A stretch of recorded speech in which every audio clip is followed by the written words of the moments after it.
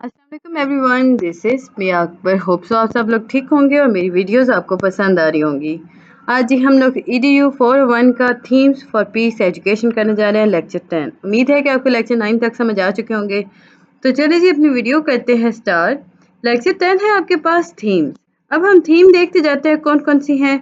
हम last lecture में पढ़ रहे थे थीम्स के बारे में, हमने बात की एटीट्यूड की, स्किल एम की। अब हम फर्दर चलते हैं तो आपके पास आता है एटीट्यूड।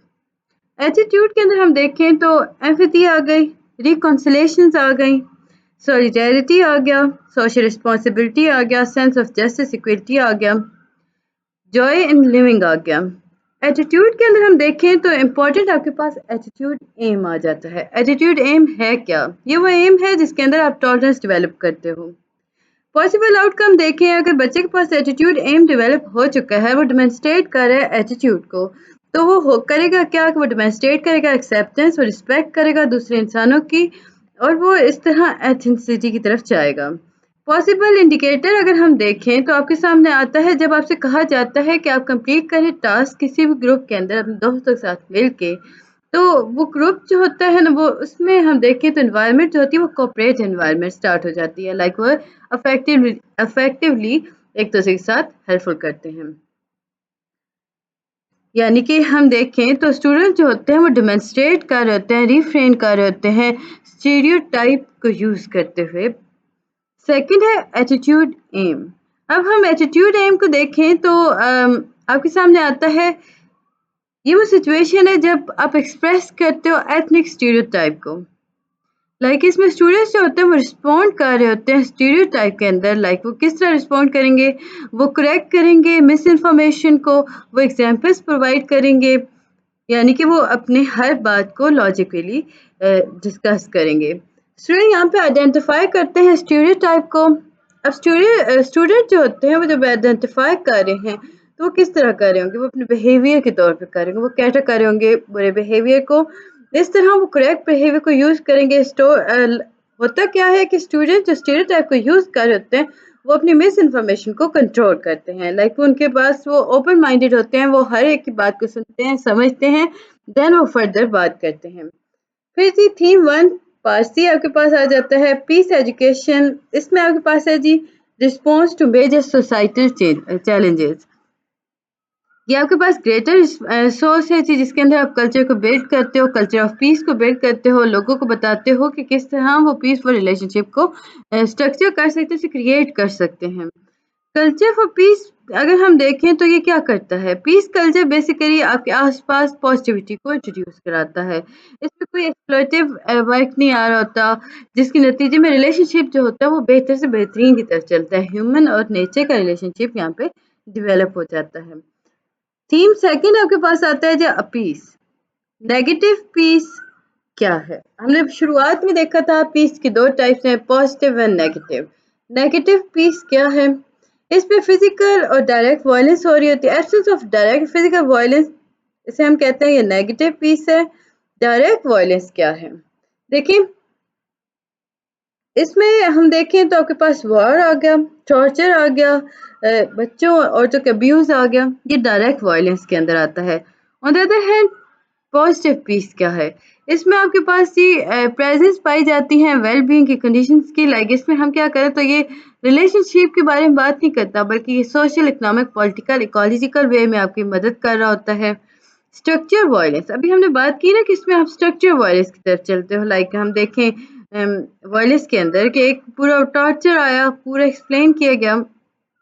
अब हम देखें तो स्ट्रक्चर वायलेंस है क्या? इसमें पॉवर्टी आ गई, हंगर आ गया।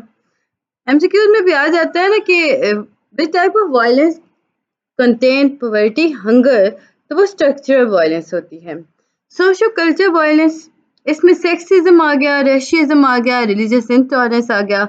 इकोलॉजिकल वायलेंस जो है ये पोल्यूशन ओवर कंजम्पशन की बात करता है। पर्सनल पीस हम देखें तो सेल्फ रिस्पेक्ट जो हो रही होती है, उसमें इनर रिसोर्सेज होते हैं, जैसे कि लव हो गया, होप हो गया। इंटरपर्सनल पीस हम देखें तो इसमें आपके पास कुछ टर्मिनोलॉजीज थी जिन्हें हम डिस्कस कर रहे थे इस टॉपिक के अंदर। तो इंटरपर्सनल पीस जो है ये ऐसा पीस है जिसके अंदर आप जस्टिस की बात करते हो, टॉलरेंस की बात करते हो, कोऑपरेशन की बात कर रहे हो। थीम 2 का बी पार्ट है ग्रुप और सोशल पीस। जब हम नेशन, जस्टिस, टॉलरेंस, कोऑपरेशन के अंदर रिस्पेक्ट को लेके आते हैं, हम दूसरों की रिस्पेक्ट करते हैं नेशन वाइज, तो हम कहते हैं कि इंटर ग्रुप है, सोशल पीस है। ऑन द अदर हैंड जब हम रिस्पेक्ट करते हैं पूरे नेशनल की जस्टिस को, टॉलरेंस को, कोऑपरेशन को, तो ये ग्लोबल पीस है। डिफरेंस याद रखिएगा, जब हम रिस्पेक्ट करते हैं ना दूसरे ग्रुप की, नेशन के according, with in a nation, justice, tolerance, cooperation, तो ये इंटर होगा। ग्लोबल में हम करते हैं respect for other nation, justice, tolerance, cooperation. यानी ऊपर ग्रुप में हमने बात की, अब हम पूरी कंप्लीट नेशंस की बात करते हैं। तो पीसफुल टीचिंग लर्निंग प्रोसेस में देखें तो कॉग्निटिव फेज आ गया, एक्टिव फेज है जी, प्रैक्टिकल एक्शन इसमें आ जाते हैं। फिर है जी अफेक्टिव फेज। अफेक्टिव फेज जो है ये कंसर्न करता है, रिस्पॉन्ड करता है, वैल्यू कर होता है। Educate, why educate for piece, purpose of peace education के अगर हम देखें तो इसमें आप सोशल इनजस्टिस को एलिमिनेट कर रहे होते हो, रिजेक्ट कर रहे होते हो, वायलेंस को, अबॉलिशंस हो रही होती हैं वॉर की। नॉलेज, नॉलेज क्या है, इसमें आपके पास होलिस्टिक कॉन्सेप्ट आता है जी पीस का। कॉन्फ्लिक्ट और वायलेंस काजेज आपको पता होनी चाहिए। सम पीसफुल अल्टरनेटिव्स होते हैं, जैसे कि यहाँ पे अगर देखें तो नॉन वायलेंस फिलोसफी हो गया, प्रैक्टिकल कॉन्फ्लिक्ट रेजोल्यूशन हो गया, ट्रांसफॉर्मेशन हो गए, प्रिवेंशन हो गई ह्यूमन राइट्स की, ह्यूमन सॉलिडेरिटी हो गई। इसमें अगर हम फर्दर देखें तो इसमें आप डेवलप करते हो जस्टिस, सस्टेनेबल डेवलपमेंट को। अब ये जो डेवलपमेंट होती है इसमें हम देखें तो आपके पास इसकी जो बेस में पाया जाता है वो जस्टिस होता है, सस्टेनेबल डेवलपमेंट पाई जाती है। थीम 2 का सी पार्ट हम देखें तो एटीट्यूड और वैल्यू आ गया, self respect, respect for others, gender equity, equality, respect for life, compassion, global concerns. इसमें जस्टिस भी आ गया, सोशल रिस्पॉन्सिबिलिटी भी आ गया। स्किल क्या है, रिफ्लेक्शन हो गया जी क्रिटिकल थिंकिंग की, डिसीजन मेकिंग की, इमेजिनेशन की, कम्युनिकेशन की। पीस थीम 1 अगर हम देखें तो इसमें अप होल्ड कर रहे हो ह्यूमन डिग्निटी को, अप होल्ड करते हो जी ह्यूमन डिग्निटी को कि वो एक सेंटर है किसी भी वैल्यू सिस्टम का, जिसके अंदर हम एसोसिएट करते हैं सोशल पीस को। सोशल पीस जो होता है ये आपको डिक्लेयर कराता है ह्यूमन राइट्स। आर्टिकल 1 इसमें आपके पास था। बेसिकली इसमें अगर हम आर्टिकल्स देखें तो आपके टोटल आर्टिकल इसमें आ जाते हैं 30।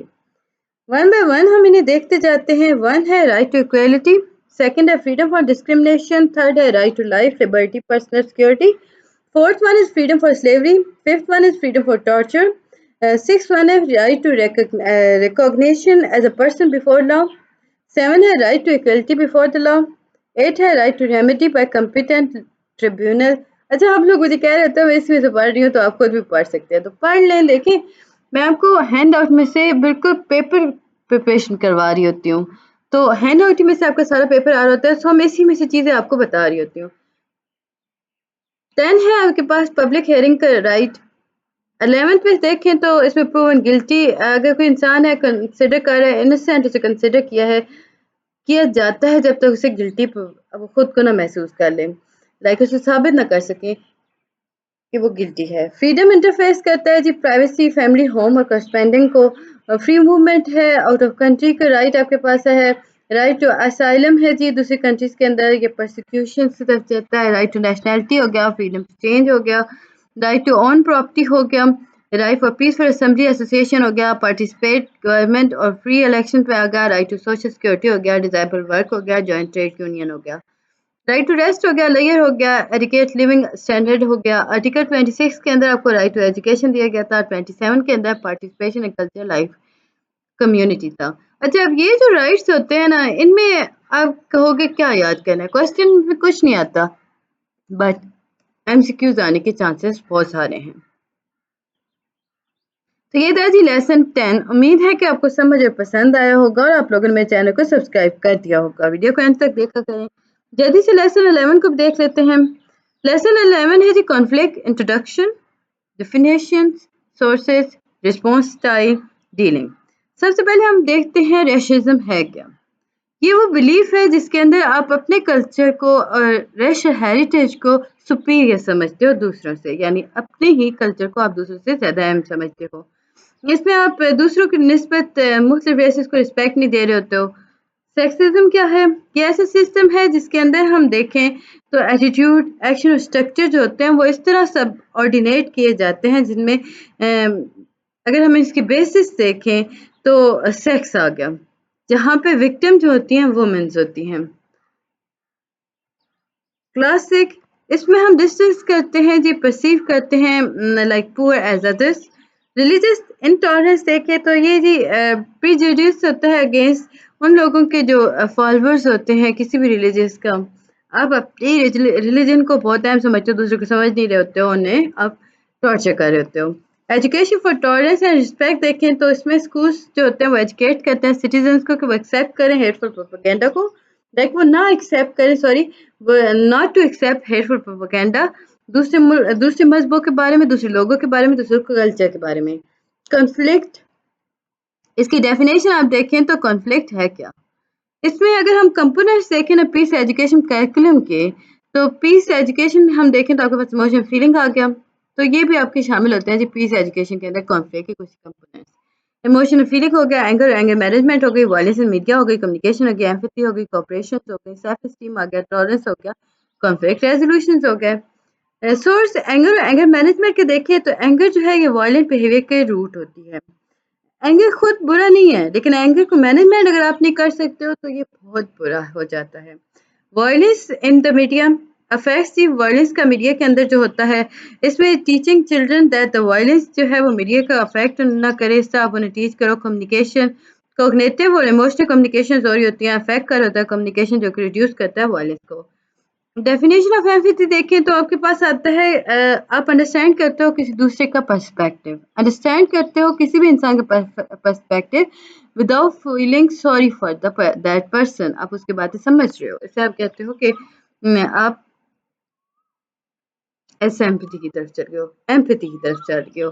लेकिन ऑन द अदर हैंड अगर आप सॉरी फील कर रहे हो दूसरे की तरफ, तो आप इस सिंपैथी की तरफ चले जाते हो। एम्पैथी में आप सॉरी फील नहीं करते हो, लेकिन उसका पॉइंट ऑफ व्यू समझ लेते हो। सिंपैथी में आप क्या करते हो, आप सॉरी फील करते हो, पॉइंट समझते तो हो, लेकिन आप सॉरी फील कर रहे होते हो। How empathy lead to peace in the classroom and community, जब हम किसी की पॉइंट ऑफ व्यू को समझते हैं, उन्हें चेंज नहीं करना चाहते, तो हुआ क्या कि एम्पैथी जो होती है वो आ जाती है उसके अंदर। तो ये ऐसा है जो जिसकी निस्बत पीस आती है।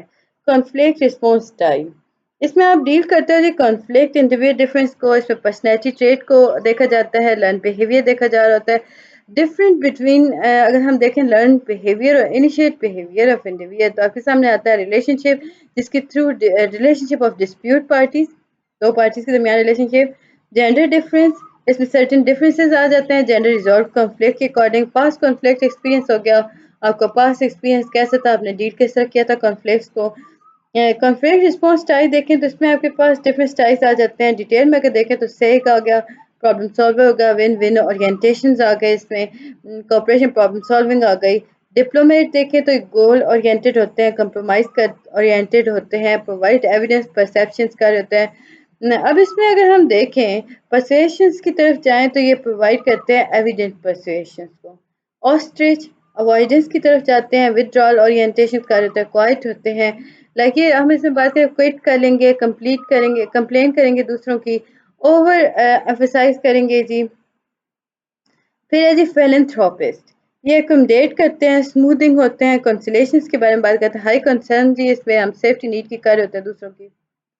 वॉरियर्स विन लूज ओरिएंटेशन होते हैं, हर हाल में जीतना होता है इन्हें। पोटेंशियल प्रॉब्लम क्रिएटर होते हैं, फोकस करते हैं अपने गोल पर।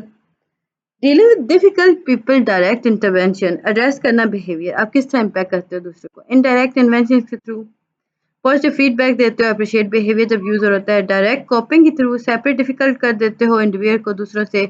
इनडायरेक्ट कॉपिंग जो होता है इसमें आप ट्रेनिंग प्रोवाइड करते हो, डील करते हो डिफिकल्ट पर्सनैलिटी को। इफेक्टिवनेस ऑफ टीचिंग डिपेंड करता है जी डिस्प्यूटिंग पार्टीज के ऊपर, कॉन्फ्लिक्ट पर्सपेक्टिव को, पावर डिस्ट्रीब्यूशन को, पर्सन अकाउंटेबिलिटी को। कॉन्फ्लिक्ट पॉजिटिव की बात करें तो व्हेन इज कॉन्फ्लिक्ट पॉजिटिव, जब हम रिजॉल्व करते हैं इंटरपर्सनल कॉन्फ्लिक्ट को, तो हम यूज करते हैं विन विन प्रॉब्लम सॉल्विंग को हर रिलेशन के अंदर। जब हम यूज कर रहे हैं विन विन प्रॉब्लम सॉल्विंग, तो ये रिलेशनशिप को स्ट्रेंथन कर देता है। जब हम नहीं करते तो ये डिस्ट्रॉय कर देता है। हु ओन द प्रॉब्लम, अब हु ऑन द प्रॉब्लम, वो पर्सन जो नेगेटिवली अफेक्ट कर रहा होता है प्रॉब्लम को, वो ऑन कर रहा होता है। What is the honour responsibility? जब आप रिजॉल्व करते हो ना किसी प्रॉब्लम को, जो प्रॉब्लम लाइक एक रास्ता जिसके थ्रू आप प्रॉब्लम रिजॉल्व कर रहे होते हो, और वो आदमी जो होता है उसने उस प्रॉब्लम को क्रिएट नहीं किया होता, तो ये होता है जी ऑनर्स की रिस्पॉन्सिबिलिटी। ऑनर वो इंसान है जो प्रॉब्लम सॉल्व करता है, लेकिन उसने उसे क्रिएट नहीं किया होता। इसमें वो प्रिपरेशन करता है जी, वो इंक्लूड करता है जो कि इसमें इन्वॉल्व थे, डिस्क्रिप्शन देखता है प्रॉब्लम की, लाइक इसमें देखिए तो वो कॉन्फ्लिक्ट रेजोल्यूशन को एक्सप्लेन कर रहा होता है, स्टेप्स बता रहा होता है, स्लिप बैक कर रहा होता है, ये सारे स्टेप इसमें वो ले रहा होता है। उम्मीद है कि आपको ये चीज़ें समझ आ चुकी होंगी। लेसन 12 है आपके पास, conflict and approaches to deal. लेकिन देखिए जब हम किसी प्रॉब्लम को देखते हैं, उसके इश्यू को आइडेंटिफाई कर रहे होते हैं ना, तो आप यूज़ करते हो आई मैसेज को। आप एक्सप्लेन कर रहे हो ना अपने कंसर्न्स को, नीड्स को, जैसे कि मैं कह रही हूँ कि मैं ये सब देख रही हूँ, मैं इसे सॉल्व कर सकती हूँ, like I am using I. तो इसमें हो क्या रहा है, आप रिफ्लेक्टिव लिसनिंग कर रहे होते हो, सुन रहे होते हो, एक्नॉलेज कर रहे होते हो दूसरों के बेसिक गोल्स को, एवल्यूट कर रहे होते हो एग्जैक्टली कि लोगों की एक्चुअल नीड क्या है। Brainstorms are possible solution that meet both people need. अब देखिए मुख्तलिफ चीज़ें ऐसी होती हैं, जब हम दूसरों का पर्सपेक्टिव देखते हैं, हम उस पॉइंट ऑफ व्यू पे पहुंचते हैं कि जो सॉल्यूशन है वो दोनों के नीड्स के अंदर ही पाया जाता है। ब्रेनस्टॉर्म करते हो ताकि आप पॉसिबल सॉल्यूशन को जनरेट कर सको। आप हर पॉसिबल सॉल्यूशन पे जाते हो, उसे देखते हो, उस पर एवेल्यूएट कर रहे होते हो, फिर देन उन्हें क्रिटिसाइज नहीं करना चाहिए। लास्ट में आपको बताया जाता है कि आपको कोई फीडबैक दे रहे हैं, जैसे कि हम रिफ्लेक्टिव लिसनिंग की बात करें, तो उसे क्रिटिसाइज ना करें बल्कि उसकी हर चीज़ को समझें। Decide on the best solution, इसमें आप डिसाइड करते हो कि कौन सा एक्सेप्टेबल सॉल्यूशन है। एग्रीमेंट जो है वो डिफिकल्ट होता है, समराइज एरिया ऑफ एग्रीमेंट को यूज़ किया जा रहा होता है। इसमें आप क्या करते हो कि आप रीस्टेट करते हो नीड्स को, सॉल्यूशंस को देख रहे होते हो, फॉलो एवोल्यूशंस कर रहे होते हो, कैरी आउट कर रहे होते हो एग्रीड मेथड, आप देख रहे होते हो कॉन्फ्लिक्ट जो है वो रिजॉल्व हो रहा है या नहीं। अगर नहीं हो रहा तो आप नेक्स्ट स्टेप उठाओगे, अदरवाइज हो रहा है तो आप उसे कंटिन्यू करोगे। रूल्स फॉर द रोड अगर हम देखें तो नो यूज स्टेटमेंट आपके सामने आता है। ये इसमें स्टेटमेंट में आप स्टार्ट करते हो ना विद आई, इसमें आप कभी भी यूज़ नहीं करते हो वर्ड यू को। आप कभी नहीं कहोगे कि तुम जो हो, आप कहोगे कि मेरी गलती है, मैं ही ये सब कर रहा था, ओके फाइन। आप प्लीज़ इसे जाने दें। स्लो, रिमेंबर रखिए कि जो आप कॉन्फ्लिक्ट है ना, वो हमेशा ख़त्म होने में टाइम लेता है। अरोज़ तो वो एकदम होगा, सडन कॉन्फ्लिक्ट अराइज़ हो गया, लेकिन उसको सेटल करने में आपको आई वे मैप का यूज़ करना होगा और ये टाइम लेगा। ये आपके पास सेफर रोड होती है। डेटर अहमद आपके पास आ गया। सम टाइम होता क्या है कि जो टेम्पर होता है वो फ्लरिंग होता है। लाइक हम इसमें देखें तो टेम्परेरी डोर हो रहा होता है, इसमें कम्युनिकेशन जो आप स्टार्ट करते हो ना आई वे से, तो ये नेसेसरी हो जाता है। जब टेम्पर काम डाउन होगा, आप जब सेटल कर लोगे प्रॉब्लम को, तो ही आप जा सकते हो। अब दो बंदे हैं गुस्से में, आप दोनों एक दूसरे को ब्लेम कर रहे हैं, तो इससे कॉन्फ्लिक्ट खत्म नहीं होगा, इसमें कॉन्फ्लिक्ट ज्यादा हो जाएगा। इसमें आई वे स्टेटमेंट को आपको यूज करना होगा ना। आप देखो, बताओगे वर्ड को लाइक आई, तो आप इसमें बताओगे कि किस तरह आप फील कर रहे हो, अपने बारे में बता रहे हो ना।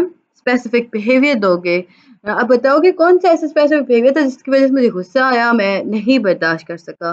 विलिंगनेस आप प्रोवाइड करोगे। फिर मर्ज अहेड आ गया, यहाँ पे मैंने डेटर अहमद कह दिया था, तो इसे करेक्ट कर लीजिएगा, डेटर अहद अहेड था।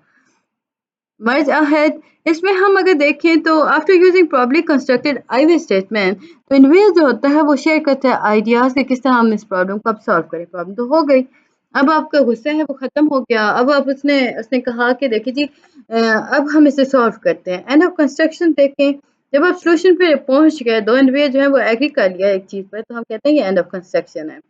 अप्रोचेस आपके पास आ गई कि I what do people do. 5 basic way हैं जी आप कॉन्फ्लिक्ट को एड्रेस कर सकते हो, जिनकी अब 5 बेसिक वे क्या थे जो आइडेंटिफाई किए थे थॉमस और किलमैन ने 1976 के अंदर। फर्स्ट है अवॉइडेंस, सेकंड है collaboration, third one is compromise, six one is competition. इसी तरह अगर हम देखें अकोमोडेशन को, जिसके अंदर अवॉइडेंस आता है, what does it look like. आप अवॉइड कर दो ना, पोस्टपोन कर दो कॉन्फ्लिक्ट को, इग्नोर कर दो, रिस्पेक्ट करो हर एक के ओपिनियन की। इसमें आप हाइपर ना हो, इसमें आप दूसरों को कुछ पूछना है ना, तो आप थोड़ा, जब वो ठीक होगा तो उससे क्वेश्चन कर लो। Avoidance when to use it, minor से नॉन रिकरिंग कन्फ्लिक्ट जब हो रहा होता है ना तब भी आप उसे अवॉइड करो। पोटेंशियल आउटकम को आप अवॉइड करो, कंसिडर करो अवॉइडेंस को। कन्वर्सेशंस के अंदर आप देखो कि आया ज़रूरत है हमें इसमें बात करने की, या हम बात करेंगे तो ये हद से ज़्यादा आगे बढ़ जाएगा, सो इसे अवॉइड करो। Collaboration potential outcome win win situations को यूज़ करो कॉन्फ्लिक्ट और डिसएग्रीमेंट के अंदर। कोलैबोरेशन को कंसिडर करो, आप देखो कितना आप अवेलेबल हो, कितना आपको पता है इस बारे में, आप कितना इस पे बात कर सकते हो।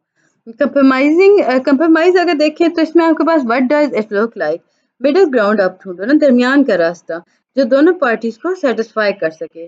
पोटेंशियल आउटकम कंप्रोमाइज़ करते हो, ये की रिक्वायरमेंट है, इसमें एक्सपेक्टेशंस कर होते हो, इसमें रिज़ॉल्व हो रही होती हैं प्रॉब्लम्स।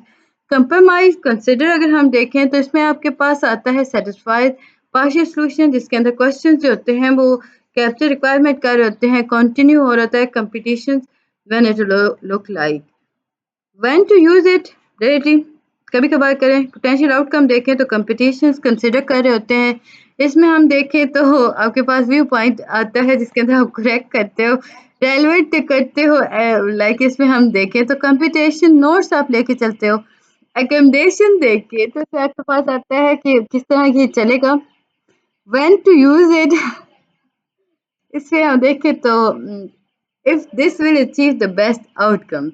अकोमोडेशन कंसिडर देखें तो इसमें आपको पेपर रिलेटेड कुछ नहीं आता। तो ये था जी आज का लेक्चर, उम्मीद है कि आपको हर चीज़ समझ आई होगी। मिलते हैं नेक्स्ट वीडियो में, तब तक के लिए अल्लाह हाफिज।